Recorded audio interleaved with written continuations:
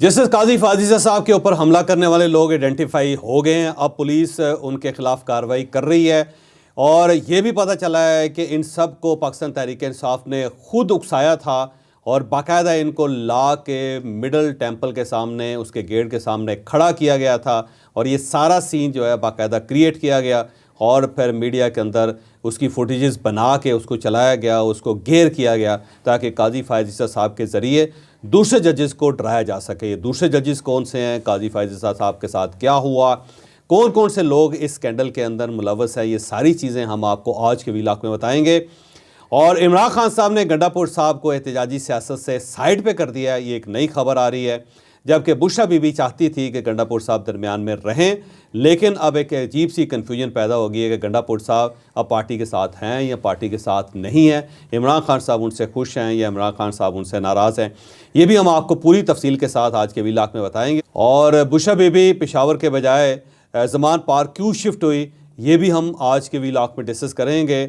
और इमरान खान साहब का मिलिट्री ट्रायल होगा या नहीं होगा, ये पूरी पार्टी क्यों चाहती है कि इमरान खान साहब का मिलिट्री ट्रायल हो जाए, ये भी इसी व्लॉग में बताया जाएगा। लेकिन व्लॉग की तरफ जाने से पहले मेरी आपसे रिक्वेस्ट है कि चैनल को सब्सक्राइब ज़रूर कीजिएगा और ये जो बेल आइकन है इसको ज़रूर प्रेस करें ताकि नोटिफिकेशन आपको मिलता रहे। और यही वो सपोर्ट है, यही वो फेवर है जो आप हमारी कर सकते हैं।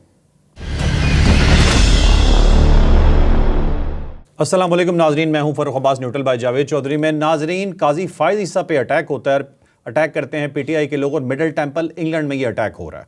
और अब हमें ये मालूम हो रहा है कि ये अटैक प्लान्ड था। ये ऐसा ही नहीं हुआ कि सीधा कोई स्टूडेंट्स गए, कोई आम फैमिलीज गई, उन्होंने जाके कहना शुरू कर दिया। वहां पे बाकायदा लीडरशिप मौजूद थी जिन्होंने बाकायदा भड़काया और उसके बाद जाके ये अटैक पूरे का पूरा किया गया और एक तरह से पाकिस्तान को बदनाम किया गया। यहां पर एक सवाल और भी बहुत बड़ा उठता है और वो सवाल ये है कि वेस्ट इस चीज को कंट्रोल क्यों नहीं कर रहा। जहां के लॉज इतने सख्त हैं वहां किसी को इस तरह से बुली कैसे किया जा सकता है। ये पूरे टॉपिक को लेके चलते हैं जावेद चौधरी साहब के पास। अच्छा, अब जो काजी फाजिज़ा साहब के साथ हुआ है वो बड़ी ज़्यादती है, क्योंकि वो एक नोबल पर्सनैलिटी हैं, उनका ख़ानदान बड़ा ज़बरदस्त है, फिर पाकिस्तान के चीफ़ जस्टिस रहे हैं।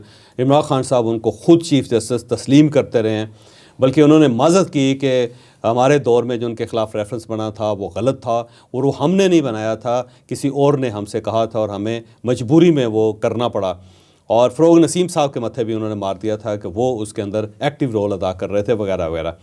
फिर काजी फाजिज़ा साहब के साथ उनको हमदर्दियाँ भी बहुत थी, फिर काजी फाजिज़ा साहब के ऊपर उनको एतमाद भी बहुत था। फिर काजी फाजिज़ा वाहिद शख्सियत हैं जिन्होंने ये इलेक्शन करवाया था। अगर काजी साहब उसको स्टैंड ना लेते, इलेक्शन कमिश्नर को ये हुक्म ना देते कि आप प्रेसिडेंट के पास जाएँ और जाके एक तारीख़ का तयन करें, और अगर वो ये ना करते तो फिर ये 2024 का इलेक्शन नहीं होना था। क्योंकि मौलाना फजलुर रहमान साहब इस बात पे नाराज़ थे कि हमें क्यों मजबूर किया जा रहा है इलेक्शन पे। वो ये कहते थे कि खैबर पख्तूनख्वा की सूरत हाल ही ठीक नहीं है, हम तो बाहर नहीं निकल सकते तहरीक चलाने के लिए, मुहिम चलाने के लिए, तो ये कैसे होंगे इलेक्शन वगैरह वगैरह। पाकिस्तान मुस्लिम लीग नून भी डामाडोल थी, पाकिस्तान पीपल्स पार्टी भी नहीं चाहती थी। ये सिर्फ काजी फाजिज़ा साहब थे जिनका इनिशिएटिव था, जिसकी वजह से इलेक्शन हुआ है। फिर जो मखसूस सीटों का इशू है उसके ऊपर काजी साहब का एक व्यू था कि वो लीनियट रखना चाहते थे चीज़ों को, लेकिन जब वकील ही अच्छा केस नहीं लड़ सके पाकिस्तान तहरीक-ए-इंसाफ के, तो फिर काजी क्या कर सकता है।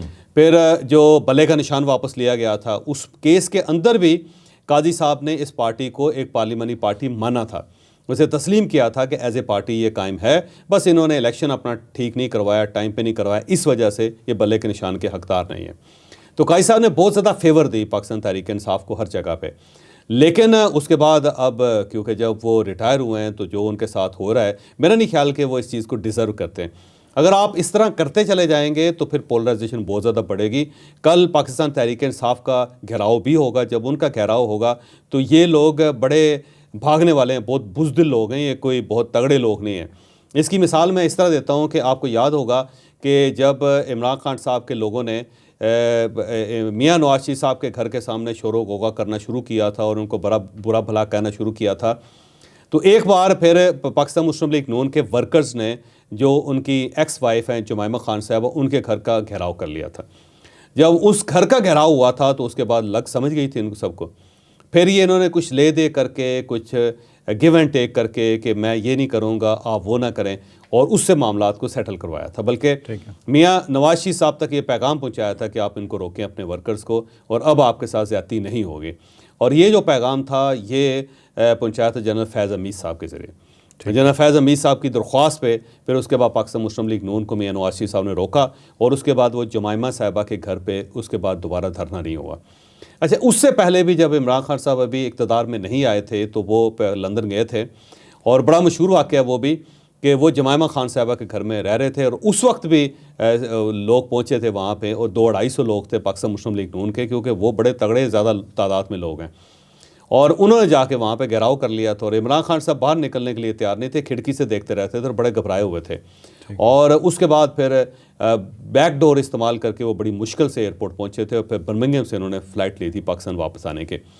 अच्छा, इसी तरह आपको याद होगा कि एक वक्त था ये जो 2018 से पहले कि इमरान खान साहब ने ऐलान किया था कि अब हम जाती अमरा में मियां नवाज शरीफ साहब के घर के सामने मुजाहरा करेंगे, शायद आपको याद हो। जी जी। और उस वक्त ये बहुत शोर हुआ कि जी ये वहाँ जा रहे हैं। फिर किसी ने समझाया कि अगर आप इनको इस तरह करेंगे तो ये तो पूरा ग्वाल मंडी है, ये तो पूरे कश्मीरी लाहौर में भरे पड़े हैं और वो सारे मियां नवाज शरीफ साहब के पुराने वोटर्स भी हैं और इनके सपोर्टर भी हैं, वो तो बाहर निकल आएंगे। जब वो बाहर निकल आएंगे तो आपको ज़मान पार्क के अंदर नहीं रह सकेंगे, फिर आपका ज़मान पार्क में दाखिल होना और बाहर निकलना मुमकिन नहीं रहेगा क्योंकि ये लोग तादाद में ज़्यादा है। तो इमरान खान साहब को समझाया गया। फिर इमरान खान साहब ने ये एहतजाज जाती उमरा में नहीं किया था, इन्होंने बहुत पहले जो अड्डा चौक था उसके ऊपर एहतजाज किया था। ये उस तरफ गए ही नहीं थे क्योंकि उन्हें पता था कि यहाँ पे तो लड़ाई हो जाएगी, यहाँ तो आधा लाहौर निकल आएगा, जब लाहौर निकल आया तो मेरे लिए मसाइल पैदा हो जाएंगे। तो ये पार्टी इस मामले में बड़ी बुज़दिल है। और इमरान खान साहब की तो बहुत सारी तस्वीरें हैं कि जब जनरल परवेज़ मुशर्रफ के दौर में इनके घर पे छापा पड़ा था जहाँ ये छुपे हुए थे तो ये पिछली दीवार टाप के वहाँ से निकल के भाग गए थे, ये शायद आपको याद हो, वो उसकी तस्वीरें हैं बाकायदा। तो इनको अंदाज़ा है कि जब दूसरी तरफ से रिएक्शन आएगा तो वो बड़ा खौफनाक होगा, लेकिन इसके बावजूद ये बुली करते रहते हैं, लोगों को दबाने की कोशिश करते हैं। अब ये जो काजी फ़ायज़ ईसा साहब के साथ हुआ, इसका मकसद काजी फ़ायज़ ईसा साहब के साथ इंतकाम लेना ही, उनको बेइज्जत करना नहीं है, बाकी जजेस को समझाना है, बाकी जजेस को ये बताना है कि अगर आप हमारी फेवर नहीं करेंगे तो आपके साथ फिर ये सलूक होगा, फिर इसके लिए आप तैयार होकर बैठ जाएं। तो बाकी जजों को ये पैगाम देना चाहते हैं इसके ज़रिए। अब आइडेंटिफाई हो चुके हैं ज़्यादातर लोग वहाँ पे, कुछ फैमिलीज़ हैं और ये ऐसी फैमिलीज़ हैं जो पहले मियां नवाज शरीफ के घर के सामने भी धरना देते रहे हैं, वहाँ पे बात कलामी करते हैं। सादिया है, खातून है, उनके हस्बैंड फ़हीम और उनके हस्बैंड फ़हीम है, फिर एक शयान साहब हैं, फिर उनकी फैमिली है, सदफ़ शयान अली है और फिर उसकी वालदा आयशा हैं। इनको तो आइडेंटिफाई कर लिया गया, बाकी सब की तस्वीरें भी आइडेंटिफाई हो रही हैं और यहाँ से गवर्नमेंट ने फ़ैसला किया है कि इनके पासपोर्ट तो वो कैंसिल कर देंगे और वो जो डबल शहरियत होती है, वो ज़ाहिर एक शहरियत पाकिस्तान की भी है तो उसको वो कैंसिल कर दें, ड्यूल नेशनलिटी नहीं, उससे कहेंगे जी आप बरतानिया के अंदर ही रहें। और जो लोग वहाँ पर नेशनल नहीं हैं उनके पासपोर्ट कैंसिल कर देंगे ताकि वो ना आ सकें, किसी जगह ना जा सकें। तो वो फिर मतलब ना इधर के ना इधर के रहेंगे ना उधर के रहेंगे। और उसके बाद साथ साथ ये जो स्कॉटलैंड यार्ड है उसको सारी तफसीलात दे रही है गवर्नमेंट और उनसे रिक्वेस्ट कर रही है कि ये लोग यहाँ पे फसाद फैला रहे और इनको कंट्रोल किया जाए। तो मुझे लगता है जिस तरह सऊदी अरेबिया के अंदर इनके खिलाफ क्रैकडाउन हुआ था और उसके बाद आज तक देख लें कोई नहीं, किसी के मुँह से आवाज़ नहीं निकले वहाँ पर, क्योंकि ऐसा उन्होंने डंडा कराया इनको कि उसके बाद बिल्कुल सही तीर की तरह सीधे हो गए। तो अब ये इंग्लैंड के अंदर भी होने वाला है और उसके बाद जहाँ जहाँ ये इस किस्म की हरकतें करेंगे गवर्नमेंट बड़ा सख्त नोटिस ले रही है क्योंकि ये फैलता चला जा रहा है, इससे पाकिस्तान की बड़ी बदनामी हो रही है। हमारे जो इमरान साहब हैं ना, जो हमारे इमरान साहब भी हैं, हमारे प्रोड्यूसर जो हैं, जी जी, अच्छा, वो बड़ी मज़ेदार बात कर रहे थे। वो ये कह रहे थे देखें कि फ़र्क देखें कि इंडिया के जो लोग हैं जो बैरून मुल्क हैं उसमें कोई गूगल के अंदर बैठा हुआ है, कोई व्हाट्सएप के अंदर बैठा हुआ है, कोई माइक्रोसॉफ्ट के अंदर बैठा हुआ है, वो CEOs हैं दुनिया के अंदर इस वक्त और वहाँ से इन्वेस्टमेंट ला के वो इंडिया के अंदर इन्वेस्टमेंट कर रहे हैं। और हमारे जो एक्स पाकिस्तानीज़ हैं जो पाकिस्तान से बाहर गए हुए हैं वो वहाँ पे इस टाइप की हरकतें कर रहे हैं, कभी इस गाड़ी के पीछे भाग रहे हैं, कभी उस गाड़ी के पीछे भाग रहे हैं और पाकिस्तान को बदनाम करने की कोशिश करें। इससे आप फ़र्क देख लें कि पाकिस्तान और इंडिया क्या है, मेंटालिटी के अंदर कितना फ़र्क है। दूसरा ये है कि ये जो हरकतें हैं अल्टीमेटली आपको नुकसान पहुंचाती हैं। जिस सोसाइटी के अंदर रह रहे हैं वहाँ पे भी आपकी क्रेडिबिलिटी ख़त्म हो जाती है। भाई अगर आपको पाकिस्तान का इतना दर्द है, आप ये महसूस करते हैं कि आपके मुल्क को ठीक होना चाहिए, तो वापस आएँ पाकिस्तान, यहाँ बैठ के एहतजाज करें ना, यहाँ आके आवाज़ उठाएँ। आप यहाँ से आप डरते हैं ना, आप यहाँ पर आवाज़ उठाते हैं या ना यहाँ पर आके बात करते हैं। और वो इंग्लैंड के अंदर बैठ के जहाँ आप कारोबार के लिए गए हैं, अपने बच्चों के लिए गए हैं, अपनी तालीम के लिए गए हुए हैं, वो सब कुछ छोड़ के आपने वहाँ पे पाकिस्तान को आज़ाद करना शुरू कर दिया। भाई आना है तो यहाँ आए ना, यहाँ आज़ादी की ज़रूरत है। इंग्लैंड के अंदर तो आज़ादी की ज़रूरत नहीं है आपको, यहाँ आके बात करें।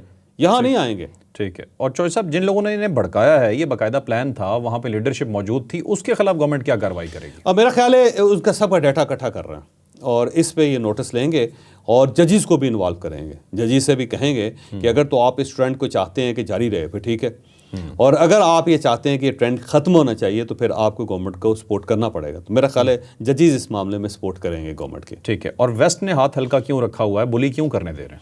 मेरा ख्याल है कि उसकी वजह यही है कि पाकिस्तान उनके लिए इतना इंपॉर्टेंट नहीं है। वो कहते हैं कि खुद ही लड़ी जा रहे हैं ना, या तो कोई और करे तो फिर हो सकता है गवर्नमेंट उनकी एक्टिव हो जाए। जब पाकिस्तानियों के खिलाफ कर रहे हैं तो उनका हाथ चक्की के नीचे तो नहीं आया हुआ कि वो हमारे लिए एफर्ट करें, क्योंकि जब हम खुद अपने मुंह के ऊपर कालक मल रहे हैं तो उनको मुंह धुलवाने की क्या ज़रूरत है।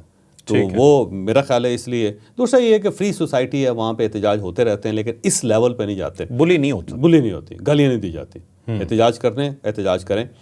अब देखें ना, जुल्फी बुखारी साहब वहाँ पे एहतजाज को लीड कर रहे हैं तो पाकिस्तान आए ना जी, वो सिर्फ मिनिस्टर बनने के लिए यहाँ पे आएंगे, इंकलाब के लिए नहीं आएंगे। और साथ मलिका बुखारी साहबा जो हैं वो यहाँ पे तो बड़ी उनकी अच्छी पोजीशन थे। अब पार्टी उनकी मार खा रही है यहाँ पे, और ज़हूर कुरैशी साहब को नोटिस हो गया, ज़ैन कुरैशी साहब को नोटिस हो गया, शाह महमूद कुरैशी साहब अपनी पोजीशन बचाते फिर रहे हैं, तो वो वहाँ इंग्लैंड के अंदर बैठी हुई हैं। भाई इंकलाब तो यहाँ आना है, आप इंकलाब वहाँ लेके आ रही हैं, तो अजीब सी बात। और चीकू जो जहांगीर हैं, इमरान खान साहब के पुराने दोस्त हैं, वो उस वक्त आते हैं जब इमरान खान साहब इक़्तिदार में होंगे, उसके बगैर वो इंग्लैंड चले जाते हैं। वहाँ पे गले पड़ रहे थे लोगों के, तो यहाँ है ना, ठीक है, यहाँ आके क्यों नहीं करते? अज़हर मशवानी साहब जो कायदे इंकलाब हैं सोशल मीडिया के ऊपर, वो यहाँ है, उनको यहाँ आना चाहिए।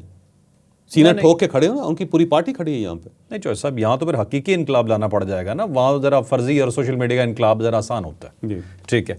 और नाज़रीन, ये टोटल चंद दर्जन लोग हैं, 1 या 2 दर्जन लोग हैं जो पाकिस्तान का नाम इस तरह से ख़राब कर रहे हैं और हमें बदनाम कर रहे हैं।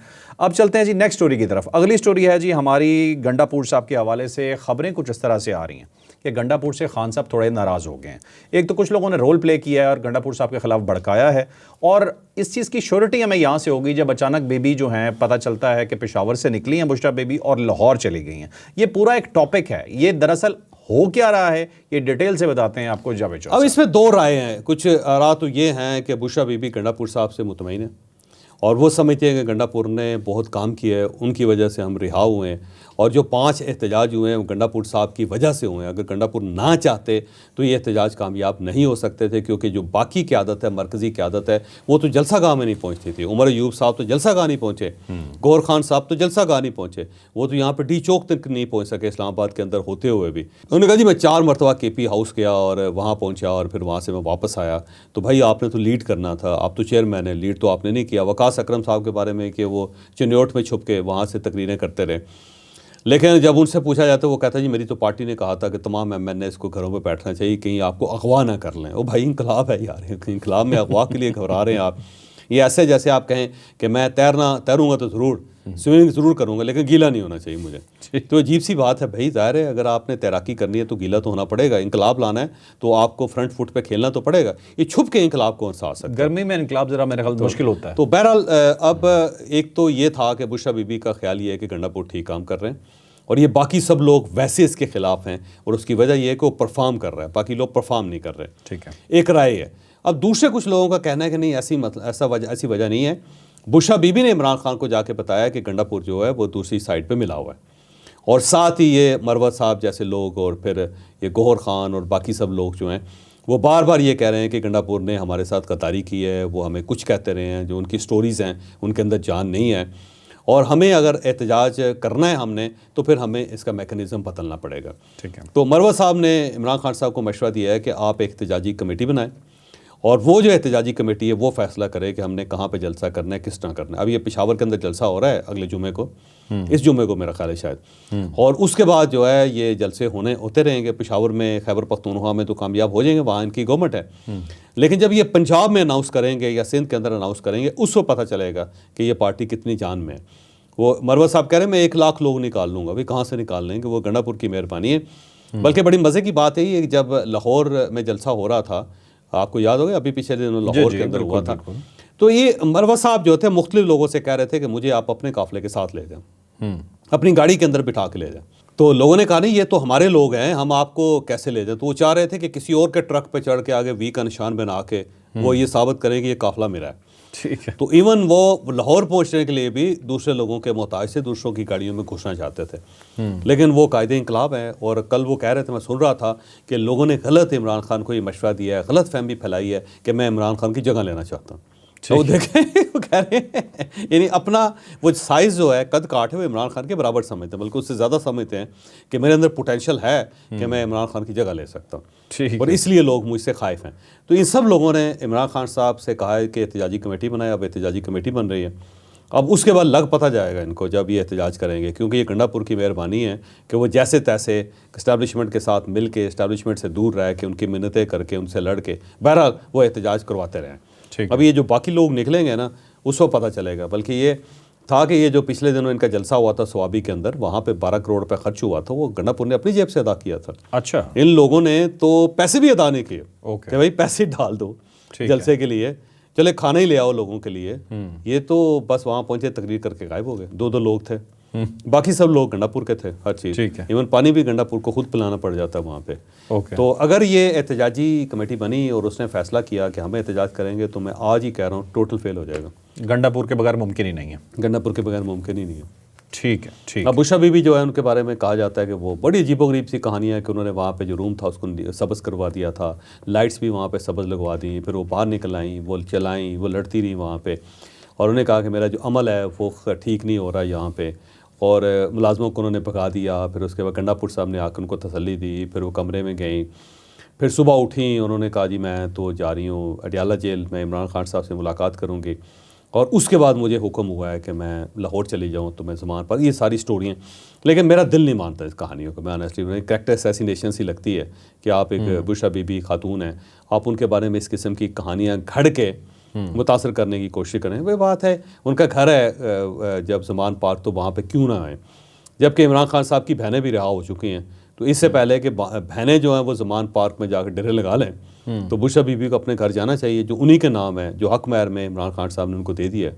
तो अपने घर में क्यों ना ठहरें वो, क्योंकि ऐसा मुमकिन था कि इमरान खान साहब की बहनें जो हैं वहाँ कब्ज़ा कर लें। तो चौधरी साहब, ये तो कब्ज़ा छुड़वाने के लिए वो गई हैं लाहौर। आप बातों बातों में बहुत कुछ किया जाते हैं। अच्छा चौधरी साहब, मुझे ये बताइएगा कि ये जो सारी स्टोरी आई है, जो सोशल मीडिया पे बहुत ज़्यादा सर्कुलेट कर रही है जी, कि उन्होंने कहा कि जो मेरे मोक्कल हैं वो लाहौर बैठे हुए हैं, वो पेशावर में आके काम नहीं करना चाह रहे, पता नहीं क्या खतरा है मोक्कलात को पेशावर। मेरा ख्याल है हमें ये कहानी है, इस तरह हो नहीं सकता, मेरा दिल नहीं मानता वैसे। अच्छा, फैब्रिकेटेड है टोटल, मुझे लगता है, ठीक है। चलें, चलते हैं जी अपनी आखिरी स्टोरी की तरफ। हमारी अगली स्टोरी है जी खान साहब के हवाले से कि उनका मिलिट्री ट्रायल क्या हो रहा है या नहीं हो रहा है। और खान साहब ने क्या दिया है जी, सीने पे हाथ मार के कर लो जो करना है, मुझे कोई डर नहीं है, मुझे मिलिट्री ट्रायल से कोई प्रॉब्लम नहीं है। जो एक तो बताइए चौधरी साहब, मिलिट्री ट्रायल वाकई हो रहा है या नहीं हो रहा, और खान साहब को वाकई प्रॉब्लम नहीं है? पंजाब का एक पुराना सा तरीकाकार है कि वो किसी बंदे को खड़ा करना चाहते हो ना, या चाहते हो कि इसको मरवा दिया जाए या इसका फेंटा लग जाए, तो हमेशा कहते हैं कि नहीं ये बड़ा बहादुर है। फ़र्क बड़ा बहादुर है जी, फ़र्क कभी हार नहीं मानेगा, फ़र्क कभी पीठ नहीं दिखाएगा। फ़र्क जो है ना, वो तो बस जी कुछ भी हो जाए अपनी बात का पक्का है। ये आ गया तो बस आ गया, इसका माथा फिर जाए तो फिर जाता है। फिर ये अपनी जगह नहीं छोड़ता जी, ये इसके टोटे कर दें बेशक आप, ये किसी तरफ नहीं जाएगा, माफ़ी नहीं मांगेगा। देखिए गोली खाएगा, सीधी खाएगा दिल के ऊपर, और यहाँ पे मारे इसकी तब भी ये खड़ा रहेगा। ऐसा कुछ ये पंजाब का एक तरीकाकार है। और पंजाब में हमेशा जब किसी आदमी को मरवाना हो तो उसको इस तरह खड़ा किया जाता है कि बड़ा बहादुर आदमी, इससे बड़ा बहादुर आदमी नहीं हुआ। कह के ना उसको बाकायदा इस पोजीशन पे ले आते हैं कि वो बेचारा जो है वो पीछे हटने के लिए तैयार नहीं होता। जैसे कि भुट्टो साहब के दौर में जब मार्शल लॉ लगा था, तो जो लोग थे, इनके वर्कर्स थे ना, उन्होंने खुद सोजी का ऐलान कर दिया। पूरी पीपल्स पार्टी ने उनको हीरो बना दिया कि ये देखें, ये अपने ऊपर तेल छिड़केगा, बिल्कुल आग लगाएगा, नहीं भागेगा, मर्द का बच्चा है, अपनी माँ का दूध पिया हुआ है। इतना क्या के उन बेचारों को वहाँ पे चौक में खड़ा करके, यहाँ पे रावलपिंडी में उनको पेट्रोल के पीपे दे दिए तेल के, और उनके ऊपर छिड़क दिया, और साथ साथ कहते रहे कि बहादुर आदमी, कभी नहीं जाएगा, कभी नहीं जाएगा। वो तो जब बेचारे को आग लगी तो चीखें निकली, तो उसको पता चला कि मेरे साथ हुआ क्या है, वो बेचारे जल के मर गए। तो ये एक पुराना स्टाइल है। अब पार्टी के कुछ लोग हैं वो चाहते हैं कि इमरान खान साहब अंदर ही रहें, क्योंकि वो उस वक्त तक फन्ने खान है जब तक इमरान खान अंदर है। जिस दिन इमरान खान साहब बाहर आ जाएंगे, इनकी फन्ने खानी ख़त्म हो जाएगी, फिर ये जो युत्यापा है ना, ये ख़त्म हो जाएगा सारा। तो उन सब को इस चीज़ का अंदाज़ा है, तो वो फौरी तौर पे कह रहे हैं कि इमरान खान साहब जो हैं उनको अंदर रखा जाए, और बड़े बहादुर हैं, वो 100 साल जेल के अंदर रह लेंगे, वो तो बाहर आएंगे नहीं, वो तो डील करेंगे नहीं, वो तो कंप्रोमाइज़ करेंगे नहीं। और साथ साथ वो कह रहे हैं कि मिलिट्री कोर्ट में भी वो जाने के लिए तैयार बैठे हैं। वो कह रहे हैं कि अगर मर्द के बच्चे हो तो मुझे मिलिट्री कोर्ट में भिजवा। तो इमरान खान साहब से वो बार बार ये कहलवा रहे हैं कि इमरान खान साहब जो है ना मिलिट्री कोर्ट को फेस करने के लिए तैयार है। वो भाई खान से पूछ लो कि वो तैयार है भी या नहीं, या उनकी बहनों से पूछ लो या उनके वकला से पूछ लो, जबकि ऐसा मुमकिन नहीं है। वो इमरान खान का अगर मिलिट्री ट्रायल हो गया तो वो तो अगले 100 साल बाहर नहीं आएंगे। वो अल्लाह ताला ने फिर उनकी बात सुन ली जो उन्होंने कहा मैं 100 साल जेल में रहना चाहता हूँ। ठीक है, तो फिर तो हो जाएगा सब कुछ काम। तो मेरा ख्याल है ये बांस पे चढ़ा रहे हैं इनको, ठीक है, कि इमरान खान साहब जैसा लीडर आए नहीं पाकिस्तान के अंदर, ये मर जाएगा लेकिन झुकेगा नहीं। ये कह के इमरान खान साहब को अंदर रखना चाह रहे। और फिर मैं ये कहता हूँ कि ये यूतियापा है बेसिकली, ठीक है, यूतीस है ये, यूतियापा है। और ये इमरान खान साहब जो उनको फंसाने की पूरी ये साजिश है। और ये अगर इमरान खान साहब ने नैरेटिव ले लिया तो किसी दिन स्टेट ने मान लेना। उन्होंने कहा जी खान साहब खुद ही कह रहे थे तो हम तो मजबूर हो गए। इतनी मरतबा उन्होंने मुतालबा किया तो हमने कहा कि इनका दिल नहीं तोड़ना चाहिए। तो ये ना हो कि गवर्नमेंट इनका दिल रखने के लिए यहाँ पे पूरी तरमीम कर दे और सब कैदियों को वो मिलिट्री कोर्ट के हवाले कर दे, क्योंकि 27वीं तरमीम आई ना। और इस बार तो मौलाना खुद तस्लीम किया कि 11 लोग इनके पास हैं, तो मौलाना के बगैर ही उन्होंने ये मिलिट्री कोर्ट बना देनी। और अगर ये मिलिट्री कोर्ट्स बनी तो फिर वाकई बात मेरा ख्याल है पाकिस्तान तहरीक इंसाफ के लिए डिजास्टर होगा। तो पार्टी को इस यूतियापे से बाहर निकलना चाहिए। ठीक है, ठीक है। आपको याद होगा चौधरी साहब कि जब अदम एतमाद आने लगी थी तो उन्होंने कहा था ज़रा करके दिखाओ हम बताते हैं, हो गई। अब इन्होंने कहा खान को पकड़ के दिखाओ हम बताते हैं, पकड़े गए। फिर इन्होंने सजा दे के दिखाओ, सजा दे के होगी। उन्होंने कहा जेल में डालो, करके दिखाओ, हो गया। अब कह रहे हैं मिलिट्री ट्रायल करके दिखाओ, हम तैयार हैं, हो जाए, तैयार हो जाए। और फिर उनको सजा हो जाएगी तो कहेंगे अच्छा अब जो सजा पूरी करके दिखाओ हमें, हम फिर बताएंगे। ये रेड लाइन है हमारी। जो गंडापुर साहब कहते थे ना खैबर पख्तूनख्वा में बैठ के कि अगर जो सुपीरियर वन है जो सबसे नंबर 1 पे है, अगर वो चीफ जस्टिस ना बना तो हम पूरा मुल्क बंद कर दें। वो बन गया तो उनकी हलफबरदारी में पहुंच गए। ठीक है, तो ये बेसिकली यूतियापा है बेसिकली। ठीक है, रेड लाइन पे रेड लाइन क्रॉस हुई और अब देखते हैं मजीद पीटीआई अपने ही लीडर के साथ क्या करेगी। अच्छा जी, अब चलते हैं जी सवाल की तरफ। उस्मान जट साहब का सवाल है, वो कहते हैं जी बाहर से जो सरमायाकारी आ रही है क्या इससे महंगाई कम होगी, रोटी सस्ती होगी? देखिए महंगाई दुनिया में कभी कम नहीं हुई, याद रखिएगा। और दुनिया में महंगाई इशू है ही नहीं, ये थोड़ा सा परसेप्शन का इशू है, याद रखें। मसला महंगाई नहीं है, मसला इनकम होता है। चीज़ें अगर फ़र्ज़ करें इससे भी सस्ती हो जाएं और आपके पास अगर पैसे नहीं हैं तो आपको उसका कोई फ़ायदा नहीं है। मसलन अगर ये जो 20 रुपये 25 रुपये की रोटी अगर ये 5 रुपये की भी हो जाए और अगर आपके पास 5 रुपये नहीं है तो आपको इसका कोई फ़ायदा नहीं। अफोर्ड होना चाहिए, अफोर्ड होना चाहिए। इशू अफोर्डेबिलिटी है। तो सब लोगों को ये सोचना चाहिए कि हमें अपनी इनकम में इजाफा करना है। इस उम्मीद पर नहीं बैठे रहना चाहिए कि कभी महंगाई कम हो जाएगी तो हमारे दुख ख़त्म हो जाएंगे।